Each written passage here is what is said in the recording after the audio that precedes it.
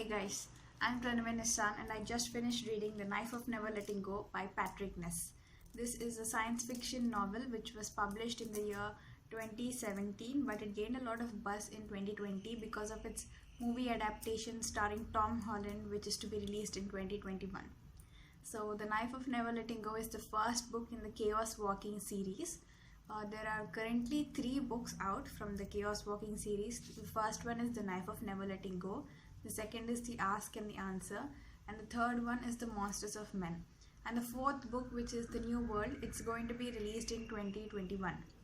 And this Knife of Never Letting Go, I read it like I finished it 10 minutes ago, and I decided to give it a 4.5 out of 5 stars. It was exceptionally well told story. So the plot of Knife of Never Letting Go begins in a new planet called the New World.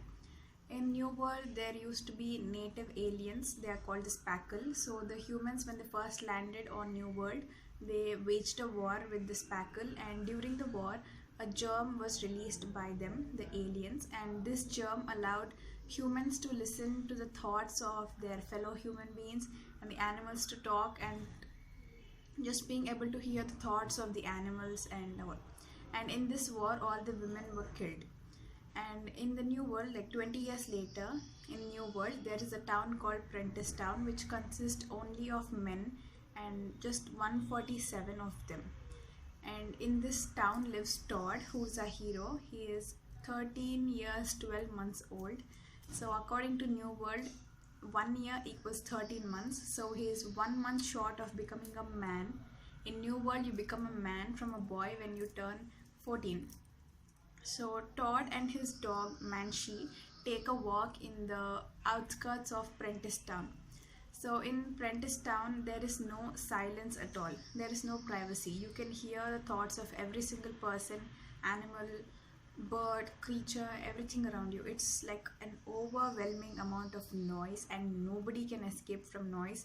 Nobody can even keep secrets from them, from like each other. So when they are taking a walk in the outskirts, they come across silence. Todd comes across a small spot of silence in the entire noise-filled world, and he is flabbergasted. He has no idea like what the silence can be. And coming across this silence triggers a huge chain of events which leads to Todd running away from Prentice Town. Prentice Town has a huge secret, and every single person in Prentice Town knows that secret, but Todd doesn't because he is still a boy, and every single person, that's the other 146 men in Prentice Town, are men, and Todd is the youngest one of them, so he doesn't know a secret.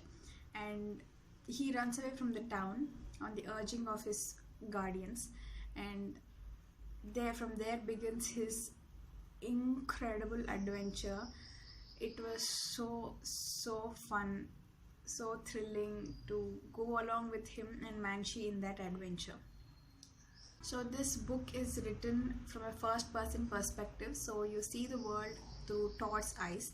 Todd, as we know, is a 14-year-old, and he is an unreliable narrator, mainly because he is 14 years old and there are lots of secrets which are kept from him, so you don't have the whole story, whole information in the first place.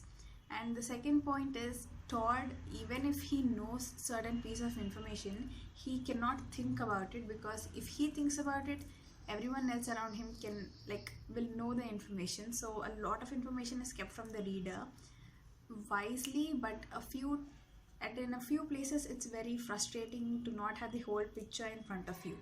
But as the plot progresses, you see the whole picture, and it's very satisfying. Like, it's worth the wait to see the whole plot come together. And this is a series of unfortunate events happening to Todd and Manshi and whoever or whatever the silence is.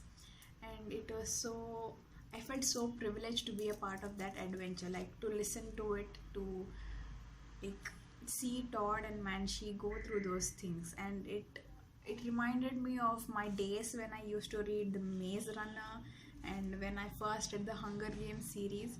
And if you're a fan of Hunger Games or Maze Runner, do check out this series because it's extraordinarily not, I don't want to say similar, it gives out the same kind of vibe. There's a lot of emphasis on hope and not giving up and fighting for what you believe in, not giving into peer pressure or the pressure of people around you. It tackles like many social issues too. Like I don't want to say much about it because it's going to spoil it, but I really enjoyed it. It was such a unique, thrilling plot. For the plot, I'm going to give this book a 5 out of 5 stars, and the writing, because of the unreliable narrator, I'm going to give this a 4 or 3.8 out of 5 stars. And for the like entire book, overall book, like character development, character background, character diversity, the plot and the narration and all, overall I'm going to give it a 4.5 out of 5 stars. And this is such a great adventure which I hope that you will choose to be a part of. And if you do decide to read this book, I highly recommend that you check out the audiobook, because you know, when you read the book you see the noise, like the noise is written in a very chaotic form in the book. I'll put a picture here somewhere so you can get an idea of how it's written. But while it's being narrated, while you listen to the audiobook, it's like in the back of your head. It's like, you know, that 8D audio which happens in the back of your head, like all around you.